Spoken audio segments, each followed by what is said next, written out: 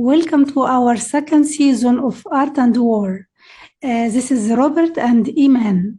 You know Mr. Robert McNeil. He is a forensic technician and an artist. He was one of the first international experts deployed to gather the evidence of genocide or crimes against humanity in Bosnia and Kosovo in 1996. He examined the bodies of victims of Srebrenica massacre starting from July 1996, and he is also an author with a recently published book, Grave Faces.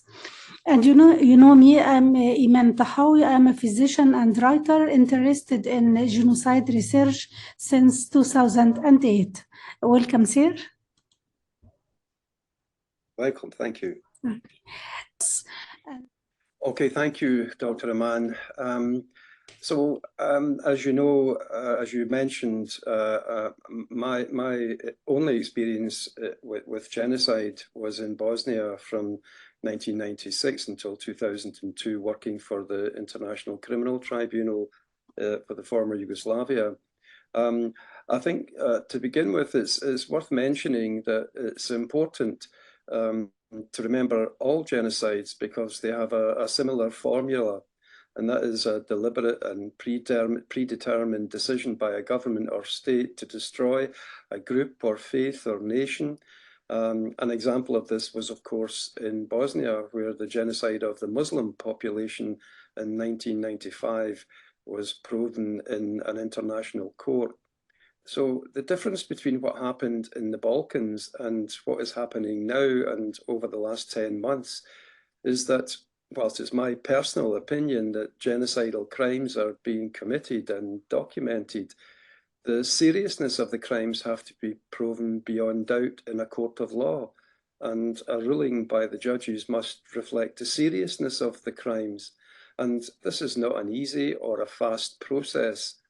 It's also important to note that all sides of the cases have to be represented and listened to, and it can take many years to provide justice in such serious cases. And so it should be remembered that for 3 years, the Muslims in Bosnia pleaded with the UN to stop slaughter until finally they listened to them after what happened in Srebrenica. And it took many years after that when until the cases came to trial and were ruled upon. So whilst what's happening in Palestine, for example, is awful and terrible to watch every night on our TV screens, I'm not sure, other than to protest and to speak out about what's happening there, until somehow it can stop. So I'll hand over to you, Dr. Eman. Oh, okay. It took 3 years from the international community, from United Nations, to do something during Bosnian war or Bosnian genocide. But international community was almost silent, and even UN during Srebrenica genocide is to some extent is complicit or didn't do anything. The Dutch base or whatever they're responsible, they didn't do anything. They were at the same site of mass killing of more than 8,000 civilians of Srebrenica. This is one of the important points you mentioned, and also you mentioned it is not a rushing, or it's not that fast to see it is a genocide or not. It is a legal term. It is scientific, or should be taken more wisely. But I could, as a common viewer or as a normal person, I could see daily, as you said, and everyone had seen daily massacres, and even now there is a massacre in part of Gaza and Shugaya. And it's by day and night every day, and we have seen it in Srebrenica. We didn't see the mass killing, except the Scorpion, some group, some leakage of some photos or videos. Okay, but we have evidence for years. In Gaza, they are doing everything in public. They are doing everything with immunity. They are telling what they are going to do.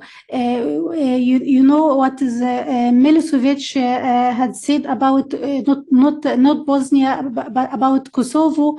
He had said no corpses, no bodies, no massacre.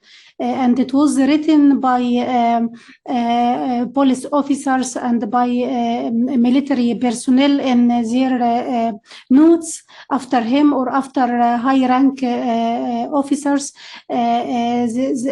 just to hide the evidence. Now in 2023 and 2024, the evidence is almost clear. It's obvious. They are revising the 10 stages of genocide with everyone. We should kill them. They are subhumans, and even the young, even the babies, even women. And this is not our point of view. It was in front of international courts in ICG and even ICC, and there is almost agreement that some sort of genocide is taking place in Gaza. So we know there is a difference, and we agree together there is a difference between Gaza and Bosnia, and we agree also that it should be a legal process and should take the normal pathway of legal definition and of and we shouldn't hurry, and we shouldn't see genocide upon any crimes or any massacre. So we have to tell our viewers the simple definition of genocide. What is genocide? Yeah, well, as I said at the beginning, Dr. Eman, you know, genocide in law is clearly defined, and that was proven to be the case in Bosnia. I also, as I said, believe that what is happening in Palestine or in Gaza is extremely serious genocidal crimes that are happening there. But it's very difficult for me to say. I'm not a politician, and I'm certainly not a lawyer, but I do know that that every crime that is every person who's accused has a legal right to be defended, and all of the evidence, whether it would seem clear to the outside world that these crimes are being committed, the defence will want to challenge those crimes or those accusations, and that's something, as I say, that's very difficult to do when it comes to proving genocide. And it's also worth saying, I think, that it was the UN and politicians in the West who supported the war crimes trials in The Hague. And I believe that in law we are all equal, but in politics it seems that some are regarded as more equal than others. But everyone in the world who cares about humanity is deeply disturbed by the crimes that are being committed in the Middle East on a daily basis.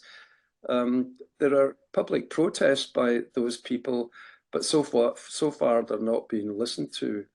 The reason for that may be that if war crimes were to be prosecuted in an international court in the future, politicians in the West may be implicated for supporting the regime and providing weapons of war. If indictments were to be issued to politicians in the West, then I very much doubt if they would be supportive of the courts, both financially and politically. So it's a terrible situation for the people in Gaza, and for those who care about what's happening there.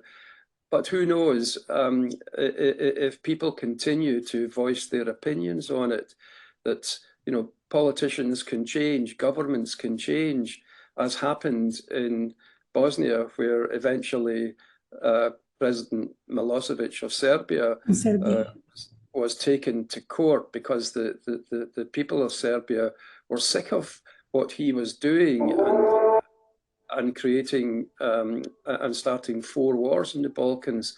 And so he was taken and put on trial. Unfortunately, he died of a heart attack before any judgment could be ruled.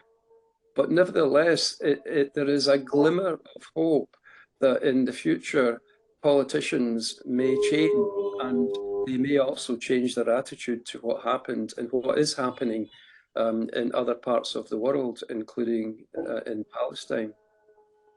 Yes, we agree that justice should prevail one day, and those politicians are responsible to some extent. They are responsible for establishing this justice. Being called to prayer, Eman. Yes. Sorry. This prayer is telling to work, and there is a justice. It will prevail one day, by a way or another. Okay. The true definition of genocide from the definition of intent to kill, which is the philosophy of genocide definition, up to the denial. I can see some people telling it is difficult. It's very difficult to define or prove that there is an intent to kill. Who could prove it? Who could prove there is an evidence of intent to kill? If the criminal or he said, no, I don't mean it. It was by mistake. And now they are telling every now and then it was killed by mistake. Journalists killed by mistake. Children are killed by mistake. Newborn, pregnant women are killed by mistake, or by, and even some politicians say it is the cost of war or collateral, collateral damage of war. So, in my opinion, the intent to kill is not. It is a philosophy more than legal definition. Do you agree, or what's your opinion about this point? Well, I think, Dr. Eman, it's important to note that, as you said quite rightly, that there's plenty of visual evidence about what's happening in Gaza. I mean, we can see clearly the destruction of the whole countryside, the towns, the cities, the hospitals, the universities are being targeted. And but if I can go back a bit to say that in order to prove genocide, there has to be evidence provided by objective experts. And if I keep returning to Bosnia because it's the only genocide that I can make comparisons with, in that to give you an example, people of Bosnia, or some people in Bosnia who weren't in Srebrenica, for example, in the Prijedor area and many other parts of Bosnia, where similar atrocities were carried out. Some terrible, terrible crimes were committed there too. But the difference between those crimes and the crimes that took place in Srebrenica was that the first team of objective experts traveled there soon after 1995, after the executions of the 8,500 Muslim men and boys. And as you know, I was one of the people in the team that first went out there, and the victims' bodies that were found in the mass graves still had very clear evidence of how the victims had been tortured and then executed. The other parts of Bosnia, for example, in the Prijedor area where there were concentration camps and many people, men, women, were murdered. There were mass graves there as well, but those victims were killed in 1992, long before the Srebrenica genocide. And so it was much more difficult for the experts to prove exactly how they had died in many cases, and they couldn't record the external injuries that were perpetrated against them, and that made the case of genocide in those areas much more difficult to prove. Now, in Palestine, whilst of course I understand there are mass graves there, and if those graves can be preserved in some way until independent experts can go there and provide evidence for the courts that could be accepted as being objective, then it's going to prove very difficult if indeed the crimes ever come to court. Okay, I got the message. This is important to differentiate between what happened in Prijedor in 1992, and for 3 years there was an ongoing war, and 7 days of mass killing of Srebrenica, and the war ended at the end of 1995. Then forensic expert could manage to primary and secondary and even tertiary mass graves and showing the evidence. However, early cases of massacres in eastern Bosnia, in Prijedor, and in other in concentration camps, in some violence against women, it took for almost 3 years. So the evidence was not that obvious, as it couldn't be preserved for years. And in Srebrenica, it's almost different.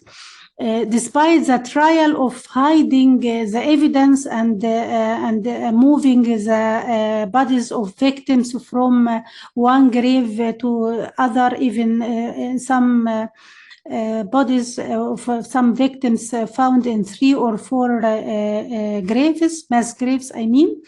That is important in Gaza, as you said, to compare. The evidence is not what we are seeing in TV and what we know what is happening. What we know in front of the court is something objective, but there should be an evidence. So your advice to preserve as you could, or as much as you could, the evidence, or document what is going on in mass graves, and we will discuss this later on, inshallah. It's clear for me and for the viewers, it is difficult to define genocide, even though you had seen it, even though you had seen the evidence, but it should be well prepared and well formulated in front of high courts, international, national courts, or whatever. Am I correct? Yes, absolutely. And but nevertheless, the evidence, the film footage and so on that's been taken daily and by the media throughout the world, that will be helpful for the prosecution cases as well. But how serious that evidence will be taken is for the judges to rule, and for the defence to challenge. And so that may well take. That may well make it more difficult, but any evidence that's been kept, and there are clear pictures that we see, as I say, every day that will be important. So, but the judges have to take both sides into account, and that's going to be the difficulty. But if a crime of genocide were to be ruled, or were not to be ruled, then there are certainly many other crimes that charges could be, or indictments could be made against certain people, such as war crimes or crimes against humanity and starvation and so many other crimes that hopefully one day those perpetrators will have to have their day in court and face those charges. And we hope so. We hope so, inshallah. We hope first. We hope it will. This war should be over first, and we are seeking some sort of justice or whatever. Thank you. No okay. problem. Bye bye.